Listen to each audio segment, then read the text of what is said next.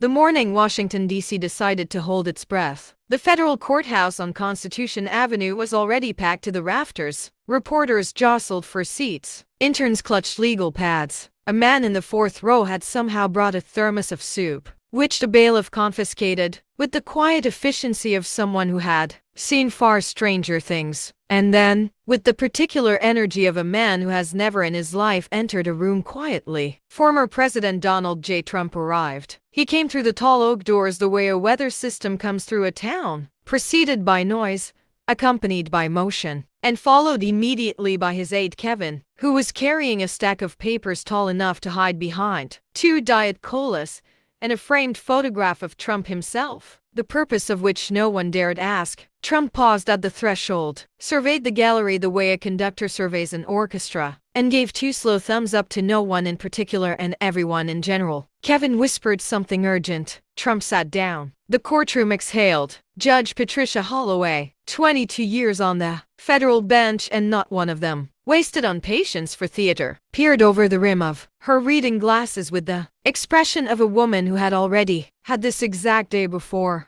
in a dream, and had not enjoyed it then either. "All rise," announced Bailiff Larry, and the room rose as one except Trump, who was already waving again. "Mr. Trump," the judge said, her voice carrying the weight of 2 decades of jurisprudence. "Sit down." He sat. Then he leaned toward Kevin and, in a stage whisper that reached approximately the 3rd row, remarked that the courtroom was beautiful, very elegant. High ceilings, maybe a 7 out of 10. Could use gold trim, but overall, impressive work. Judge Holloway put on her reading glasses, unfolded the document before her with the gravity it deserved, and began to read the court's decision aloud. She had barely reached the 3rd sentence, something about 3 separate constitutional grounds, when Trump leaned sideways toward Kevin with the conspiratorial urgency of a man sharing the best piece of news he'd heard all week. "3, he whispered. She said 3 grounds. That's actually a very small number of problems. Write that down. Most things have way more problems than 3. Kevin, whose entire professional life had prepared him for exactly this kind of moment and still never quite felt ready for it, whispered back that 3 unconstitutional grounds was not generally considered good news. Trump considered this,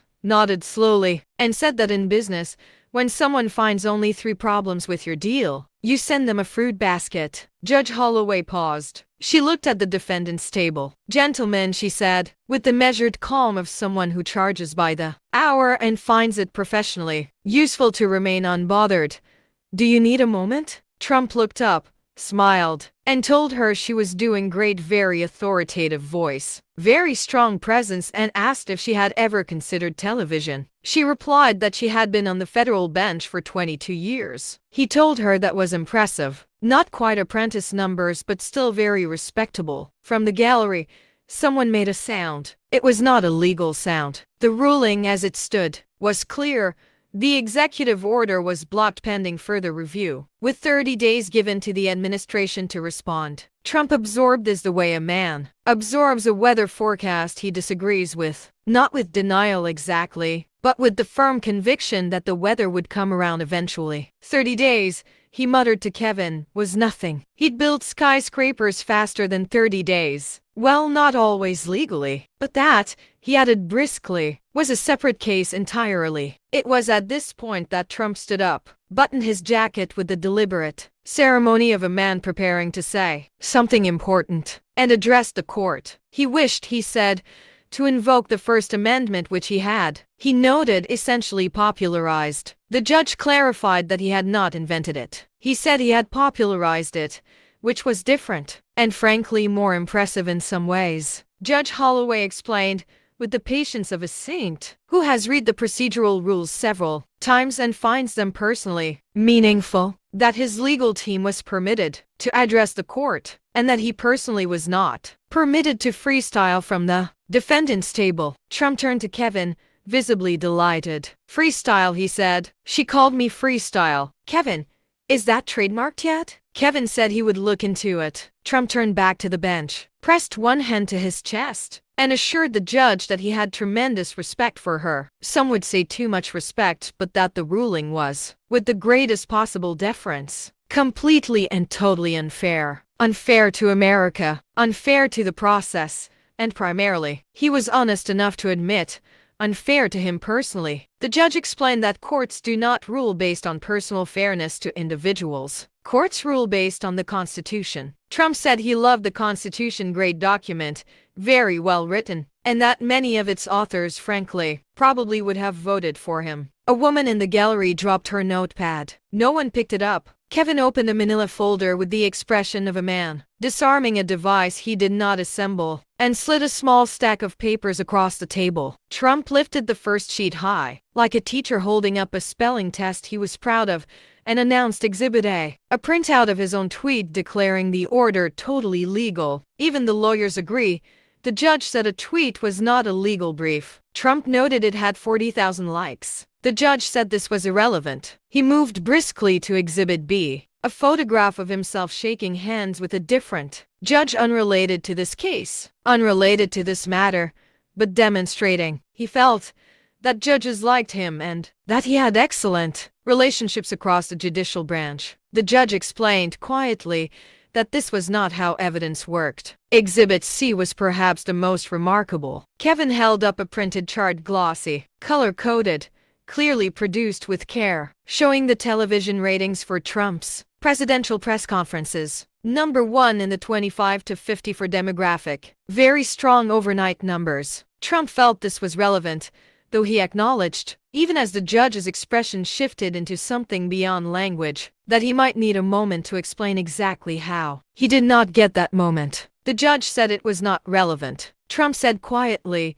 to Kevin alone, that she hadn't seen the overnights. Kevin said nothing. Kevin had learned over many years when nothing was the correct answer. The 10-minute recess found Trump pacing the marble hallway outside the courtroom with the restless energy of a man who has been asked to sit still for 2 hours and considers this an unreasonable personal imposition. Kevin jogged alongside him, papers under his arm. One of the Diet Colas now open and dangerously tilted. A reporter materialized from around the corner, microphone extended, with the hopeful expression of someone who has learned that proximity to chaos is its own form of journalism. Trump called the ruling a disaster, historic, he said. Perhaps the worst miscarriage of justice since they had cancelled his show. And The Apprentice had run 15 seasons, which said a great deal about how much people had loved it. He confirmed plans to appeal immediately to the next court, and then the next, and then probably another. Some families, he reflected,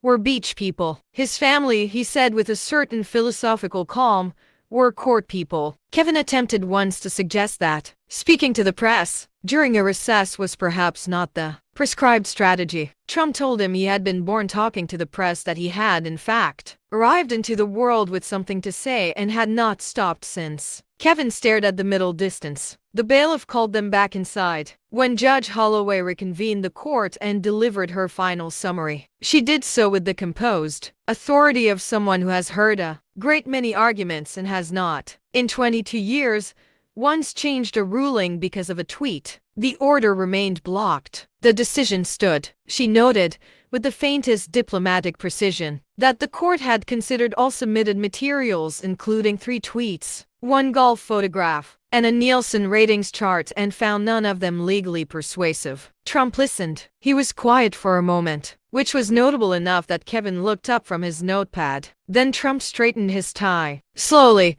the way a man does when he is choosing his final words carefully, and told the judge that he understood. He didn't agree, he said, but he understood. And then, because he was constitutionally incapable of ending any room without a compliment, he told her she had a very commanding presence and would do tremendously well on television. He would watch. He said this with complete sincerity. The judge looked at him for a long moment. Something moved across her face, not quite a smile, but the memory of one glimpsed briefly and then professionally set aside. Court is adjourned, she said, and brought the gavel down. Trump rose, turned to the gallery, spread his arms wide, and announced that they'd be back. They were always back. It was what they did. He told Kevin to send the judge a fruit basket. Kevin wrote it down. The gallery broke into the kind of laughter that fills marble rooms and lingers long after everyone has gone home. The kind that has no malice in it, only the helpless human recognition of a story that feels, somehow, completely true to life. That evening, on a cable news set somewhere between polished and exhausted, a television anchor shuffled his papers, looked into the camera with the practiced steadiness of a man paid to be steady, and delivered the day's summary with measured neutrality. The former president had appeared in federal court. A judge had blocked his executive order for the third time that year. Mr. Trump had subsequently posted online that it was the worst thing to happen to a president since, in his estimation, probably ever. He had announced plans to appeal immediately, possibly sooner. He had also, the anchor noted, pausing with the timing of someone who has learned to trust a pause, given the courthouse 4 out of 5 stars on Yelp and complimented the parking. The anchor looked into the camera for 1 beat longer than the script required. Then the music rose, the broadcast cut to commercial, and somewhere across town, in a tall building with very good lighting, Kevin was already on the phone ordering a fruit basket.